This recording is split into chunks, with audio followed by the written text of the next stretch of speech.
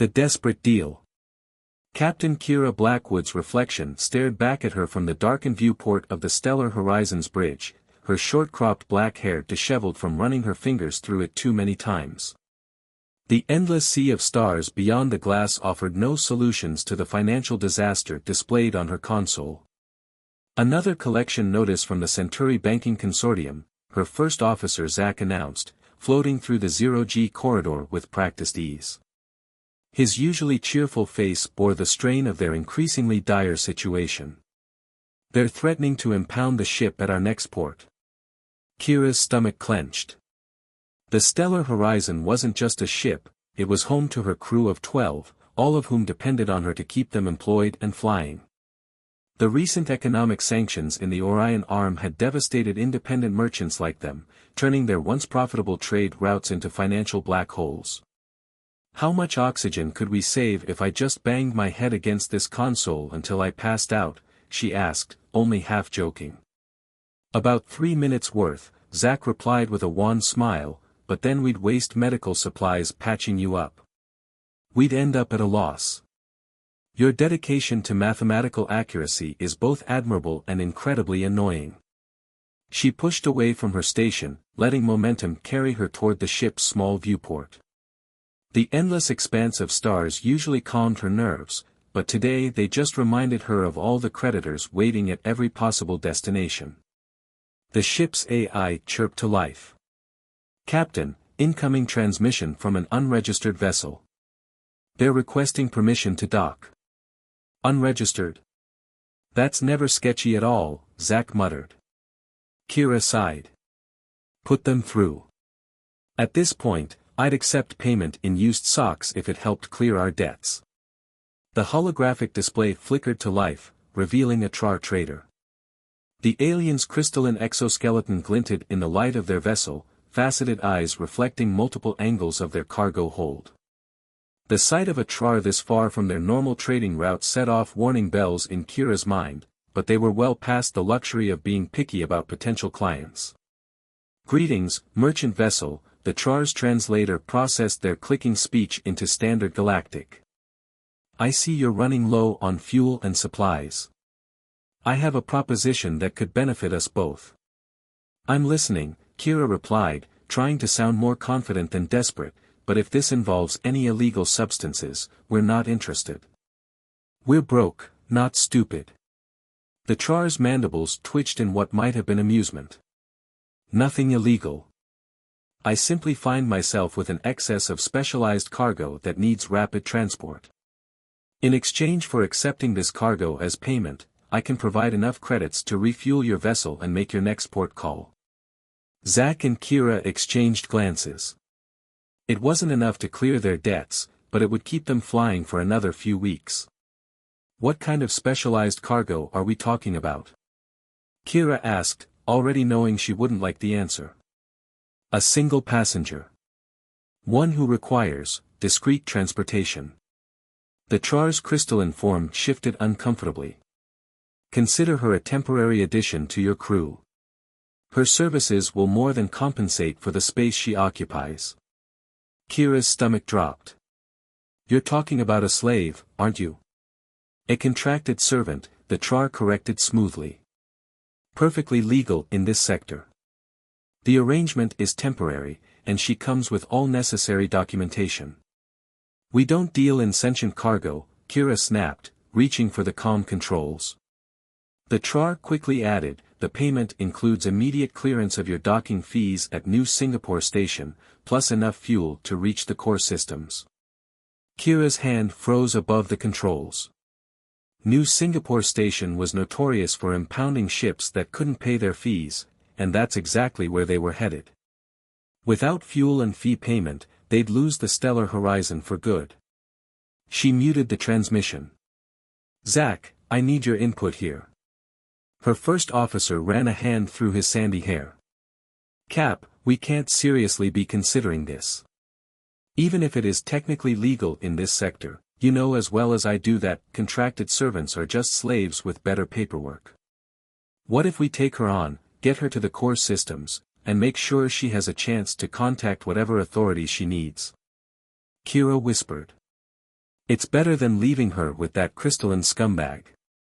Or we get arrested for trafficking and spend the next decade in a penal colony, Zack countered. Though I suppose the food might be better than what we can afford right now. Kira unmuted the transmission. We'll accept under one condition, we get to speak with her first. Acceptable, the Trar replied too quickly. Preparing to dock. As the transmission ended, Kira slumped in her chair. Either we just did something incredibly noble or incredibly stupid. Knowing our luck, Zack grinned, probably both. The docking procedure went suspiciously smoothly for an unregistered vessel.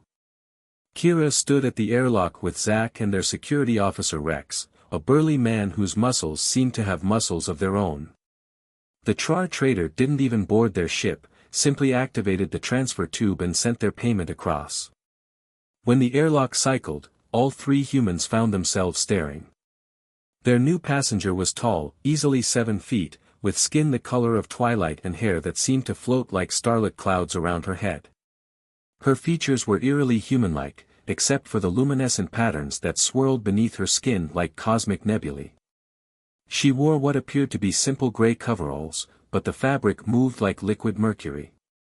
She carried herself with a grace that seemed to ignore the ship's artificial gravity, each movement precise and deliberate.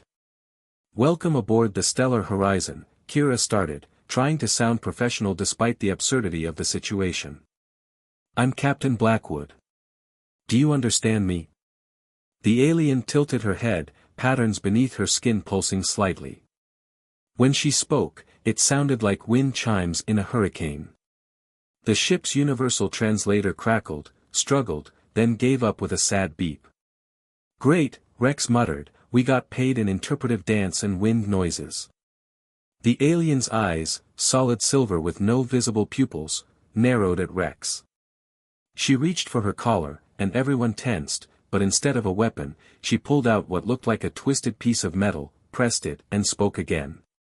Your primitive translation software is incompatible with High Celestial, she said, her accent crisp and aristocratic. This will have to suffice. Zack coughed. Primitive? Indeed. Much like your vessel, your equipment appears to be several generations behind current technological standards. She glanced around the cargo bay with what could only be described as polite disdain. However, I suppose it will serve its purpose. Kira crossed her arms. For a servant, you're awfully judgmental about your transportation. A servant? The alien's patterns flickered with what might have been amusement. Is that what the crystal merchant told you? The royal revelation. The moment ZYTH's identity crisis began unfolding in her quarters, the Stellar Horizon's problems multiplied exponentially. The room had transformed into a command center that would make military admirals weep with envy, holographic displays showing classified star charts, fleet movements, and most alarmingly, a royal seal featuring a suspiciously familiar purple-skinned species. I am First Princess ZYTH Ariana Nel Voros of the Celestial Concordat, she announced, her circuitry-covered form radiating enough power to make the air crackle. And you, Captain Blackwood, have unwittingly become entangled in a plot to overthrow my government. Kira pinched the bridge of her nose. Of course you're a princess. Because having regular debt collectors after us wasn't exciting enough. Your sarcasm, while amusing, doesn't alter our situation, ZYTH replied, her patterns pulsing with urgency. The Trar merchant who arranged my passage was working for a faction within my court, the Children of the Dying Stars. They intended to deliver me to their allies, not to safety. Zack leaned against the doorframe, careful to avoid the strange energy fields emanating from ZYTH's equipment. And you thought hitching a ride on our decidedly unroyal vessel would throw them off your trail? Precisely. ZYTH manipulated the holographic displays, bringing up images of sleek, predatory ships. The faction's vessels are searching for a royal yacht or diplomatic courier. They'd never expect the first princess to travel on a merchant vessel held together by prayers and outdated technology. Hey, Kira protested, the Stellar Horizon is held together by premium-grade prayers, thank you very much. Rex, who had been quietly observing, finally spoke up. Your Highness, not to state the obvious, but won't they figure out something's wrong when you don't show up at their rendezvous point? ZYTH's expression darkened. They already have. Which is why we need to reach the Celestial Concordat's embassy on New Singapore Station before they realize where I am. Once there, I can expose the coup attempt and summon loyal forces. The same New Singapore Station where we're about to be arrested for unpaid docking fees? Kira asked. Perfect.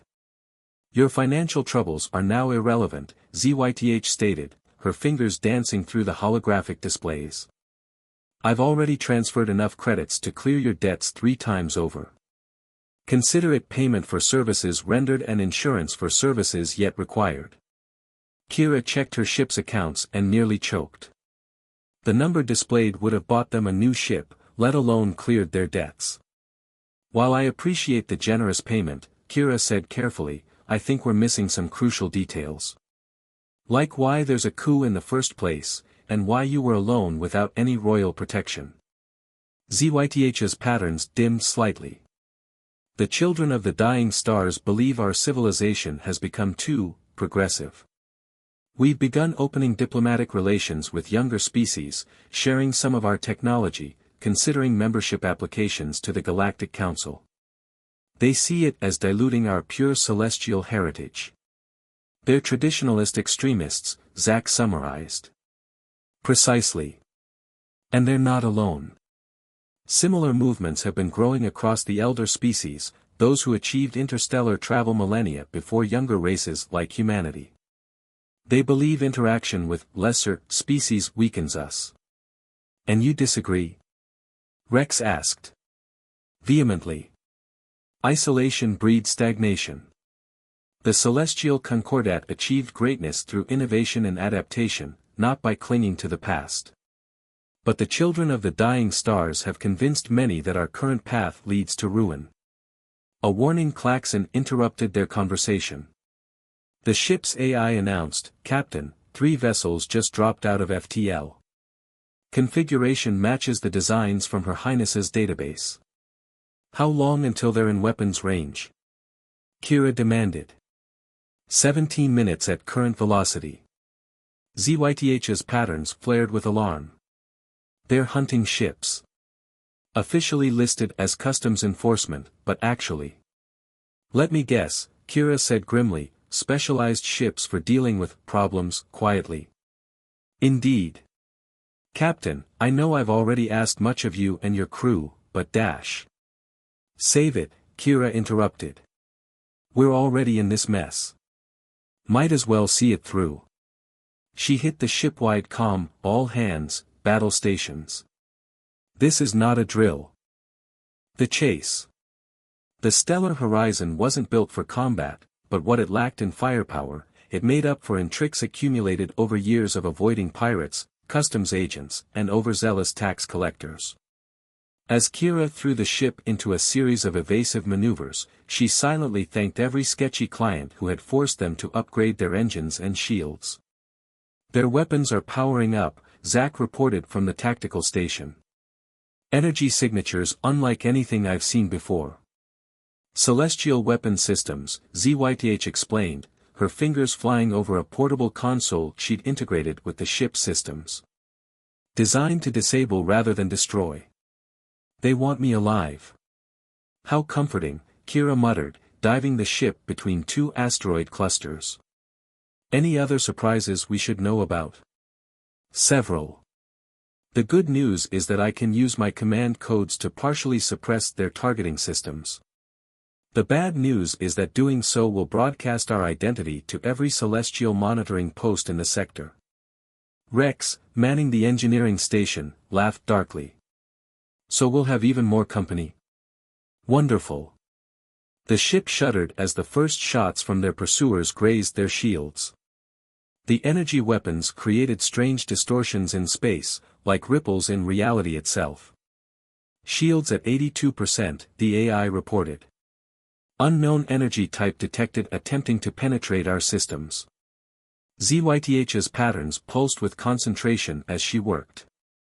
They're using quantum entanglement disruption beams, designed to sever the links between atoms in our hull. I'm attempting to reconfigure your shields to compensate. You can do that? Zack asked, impressed despite the situation. I am a princess of the most technologically advanced civilization in known space, ZYTH replied with a hint of pride. This may be a primitive vessel, but the underlying physics remain the same. Another blast rocked the ship, but this time the shields held stronger. ZYTH's modifications were working. New contact, Zack announced. Large vessel dropping out of FTL directly ahead. It's huge. A massive ship materialized before them, sleek and deadly, its hull adorned with the same patterns that swirled beneath ZYTH's skin. But instead of the royal seal, it bore the emblem of the children of the dying stars, a black hole consuming a galaxy. The Void Seeker, ZYTH whispered, her patterns dimming. Admiral Kexthor's flagship. He must be personally overseeing my capture. Friend of yours? Kira asked, already plotting alternative escape routes. My former mentor.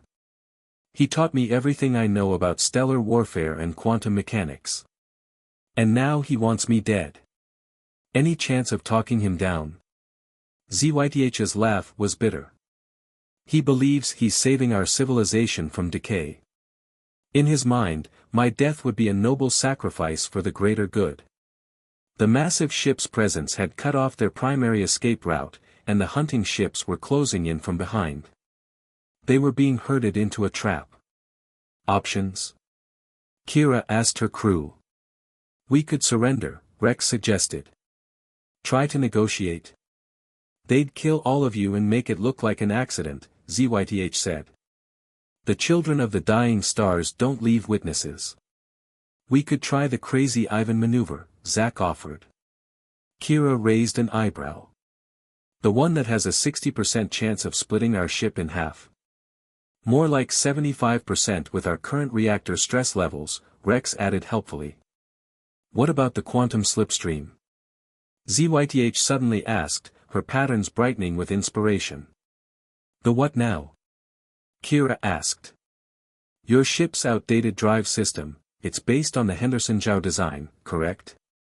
With modifications for improved fuel efficiency? Yeah, but that design had a theoretical capability that was never properly developed. With my knowledge and your ship's unique characteristics, we might be able to create a temporary quantum slipstream. A tunnel through space-time that they can't follow. Might? Rex emphasized. The alternative is certain death or imprisonment, ZYTH pointed out. Another blast rocked the ship. Shields at 45%, the AI reported. Hull breaches detected on decks 3 and 4. Emergency containment holding. Kira made her decision. Tell me what you need, Your Highness. What followed was a desperate race against time as ZYTH guided them through the modifications. Rex rerouted power systems while Zack kept their pursuers at bay with what little weapons they had. Kira flew increasingly erratic patterns, buying them the precious minutes they needed. This is insane, Rex muttered as he made the final connections. We're basically turning our engine into a bomb and hoping it tears a hole in space instead of us. That's an oversimplification, ZYTH corrected, but essentially correct. Captain, on my mark, you'll need to execute a precise series of maneuvers. The timing must be perfect. No pressure, Kira replied, her hands steady on the controls despite everything. The Void Seeker loomed before them, its weapons charging for a killing blow. The hunting ships had closed to within seconds of weapons range. Now! ZYTH commanded.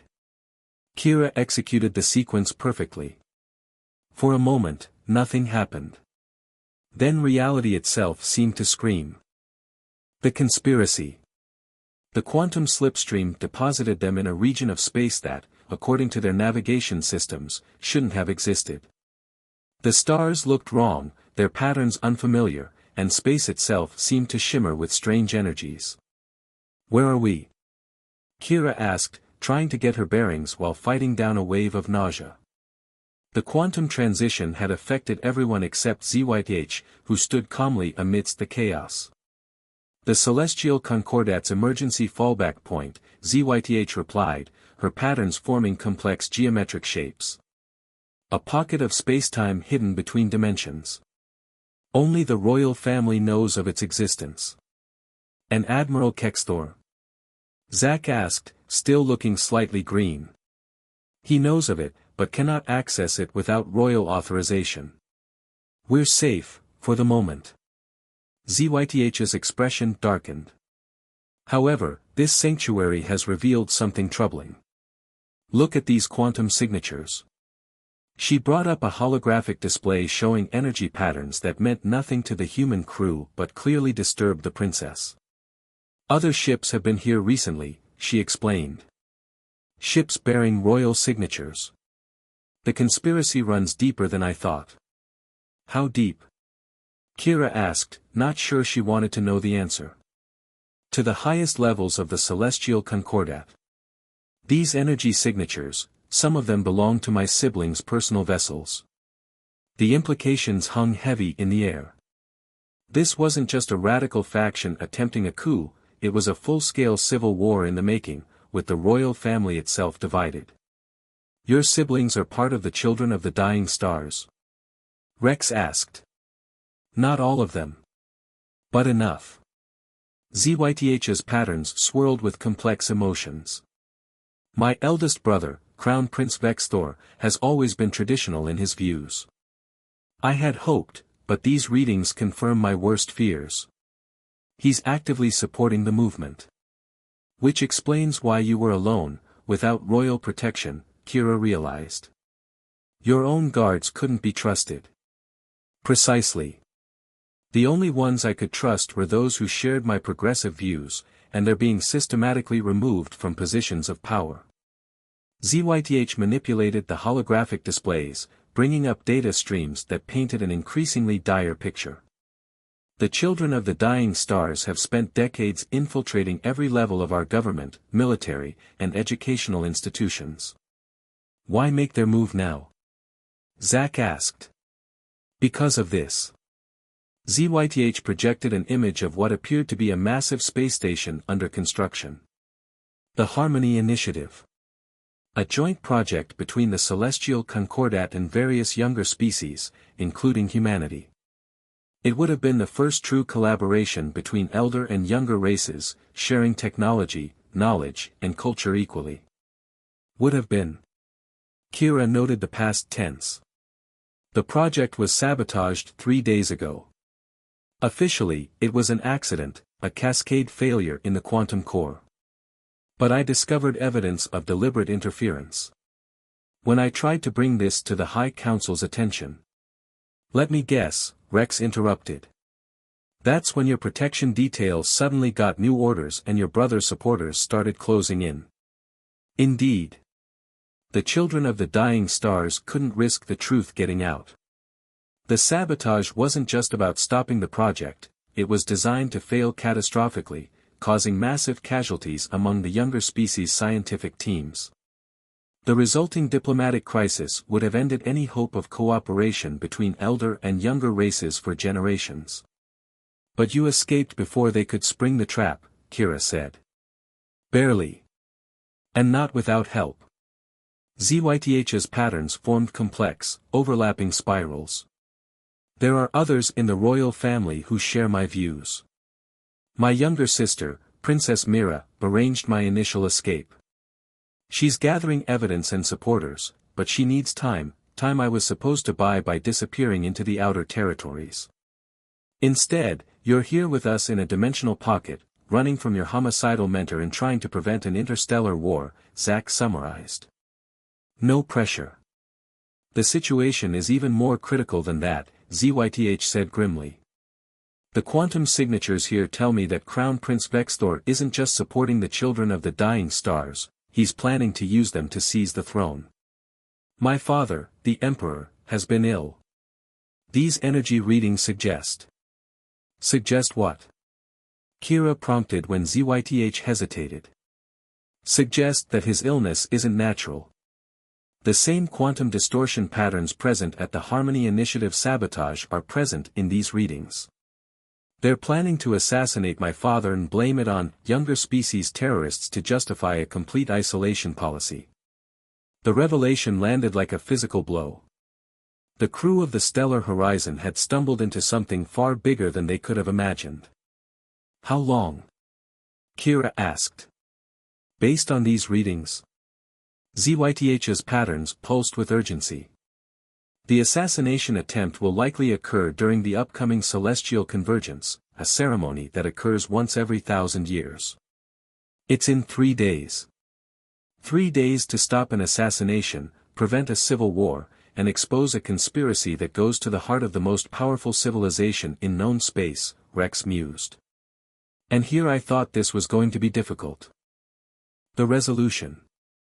The Celestial Convergence was everything the legends promised, a gathering of starships that turned space itself into art, their quantum drive synchronizing to create patterns of light and energy visible across multiple dimensions. The Stellar Horizon, newly repaired and modified with Zyth's advanced technology, approached the massive ceremonial space station where the event was centered. Remember, Zyth instructed as they neared the security perimeter, the modifications I've made to your ship will make it register as a minor diplomatic vessel from the outer reaches. Common enough to be unremarkable, but prestigious enough to warrant an invitation to the convergence. And the fact that we're actually smuggling in the first princess and evidence of a massive conspiracy? Rex asked. The quantum masking field should prevent anyone from detecting my presence or the data we're carrying. Should. Your confidence is overwhelming, Kira muttered, but her hands were steady on the controls as they approached the first security checkpoint. The plan was audacious in its complexity.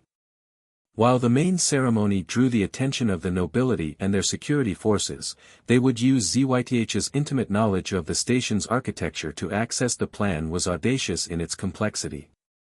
While the main ceremony drew the attention of the nobility and their security forces, they would use Zyth's intimate knowledge of the station's architecture to access the quantum core, the perfect place to broadcast their evidence across every quantum-enabled communications device in celestial space.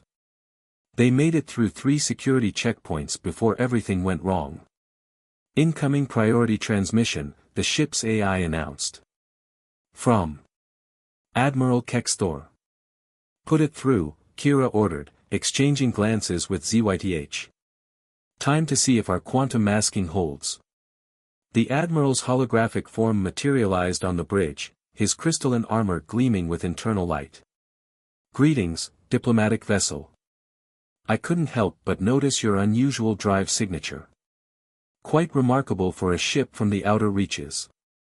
We had some recent upgrades, Kira replied smoothly. The benefits of trade with the Celestial Concordat. Indeed. Kexthor's expression was unreadable. I wonder, though, if those upgrades included quantum pattern masking.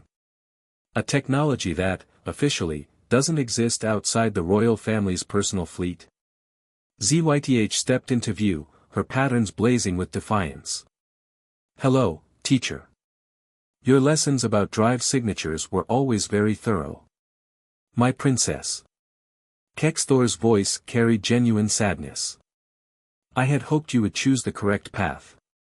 I did. That's why you're trying to kill me. Not kill. Save. You and our entire civilization. His hologram turned to address Kira. Captain, you seem intelligent.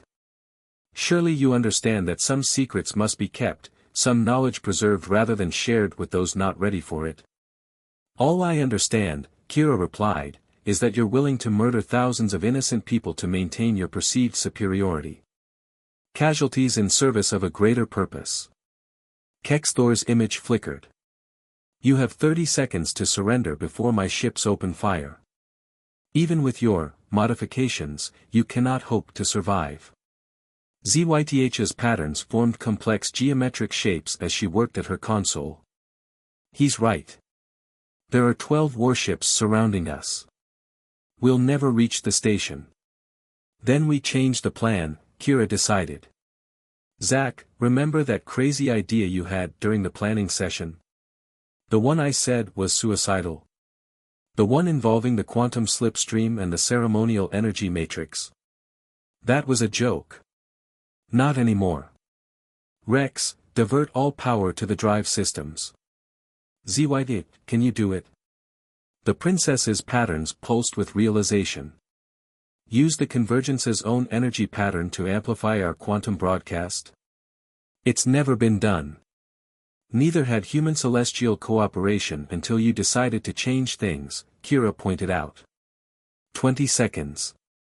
If we survive this, ZYTH said, her fingers dancing across holographic controls, remind me to recommend you for a royal commission. The celestial fleet could use this kind of insanity. 10 seconds, the AI announced. Broadcast ready, ZYTH confirmed. But we'll need to be inside the ceremonial pattern for it to work. 5 seconds. Hold on to something, Kira ordered, and pushed the engines to full power. The stellar horizon shot forward, diving between the warships before they could react. Kexthor's hologram vanished with a cry of alarm. Ahead, the massive ceremonial space station hung in space, surrounded by hundreds of ships arranged in precise patterns, their quantum drives creating an intricate dance of energy and light. They're firing. The ship shuddered under multiple impacts, but Kira kept their course steady, aiming for the heart of the ceremonial pattern. Warning klaxons blared as systems began to fail. Hull breach on Deck 4. Rex reported. Shields failing. Now. ZYTH commanded, and activated their modified quantum slipstream. Reality twisted. The ceremonial energy pattern, designed to create beautiful geometric displays, instead became a quantum amplifier for their broadcast. Every ship, every communications device, every quantum-enabled screen in celestial space lit up with their evidence. The corruption laid bare. The assassination plans exposed. The long-term manipulation of celestial society revealed for all to see.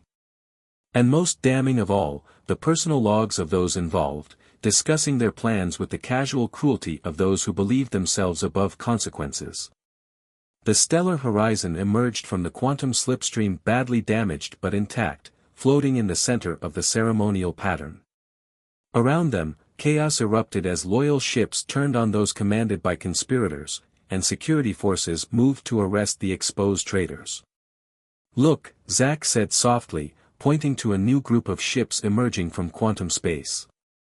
They bore Princess Myra's personal seal, along with the emblems of other royal family members who had secretly opposed the children of the dying stars. Your sister has good timing, Kira commented to ZYTH. She always did have a flair for the dramatic, ZYTH replied, her patterns forming the complex swirls that Kira had learned to recognize as amusement. Much like someone else I've come to know. Hours later, after the arrests had been made and the dust had begun to settle, they stood in the station's main diplomatic hall. Emperor Vyrkath, very much alive thanks to their warning, had just finished addressing his people about the averted crisis. The celestial concordat stands at a crossroads, he concluded. We can choose isolation and stagnation, or we can embrace change and growth. Thanks to my daughter's courage, and the remarkable actions of her human allies, we have been given the opportunity to choose wisdom over fear. He turned to face Kira and her crew directly. Captain Blackwood, your actions in service of the Concordat will not be forgotten. I hereby grant you and your crew full diplomatic status, with all the rights and privileges thereof. Moreover, your ship will be upgraded with celestial technology, making it the first official joint human-celestial vessel. Thank you, Your Majesty, Kira replied, trying to remember the protocols ZYTH had hurriedly taught them. We're honored. There is one more thing, ZYTH stepped forward, her patterns forming the formal configurations of royal pronouncement. Father, I request permission to establish a permanent diplomatic mission to Earth, with the stellar horizon as our official transport and liaison. The Emperor's patterns showed surprise, then understanding. Granted, daughter. I can think of no better ambassador for our new age of cooperation. Later, back on the newly repaired and upgraded stellar horizon, Kira found ZYTH in what had once been a cargo hold and was now a state-of-the-art diplomatic suite. You planned this from the beginning, didn't you? Kira asked. Getting caught by us wasn't an accident. Let's say I recognized an opportunity when I saw it, ZYTH replied. Your ship's financial troubles were well known in certain circles. I needed allies who would act on principle rather than profit or power. The fact that you tried to help someone you thought was a slave told me everything I needed to know about your character. So we passed your test. With honors. ZYTH's patterns formed the complex geometry that Kira now recognized as genuine warmth.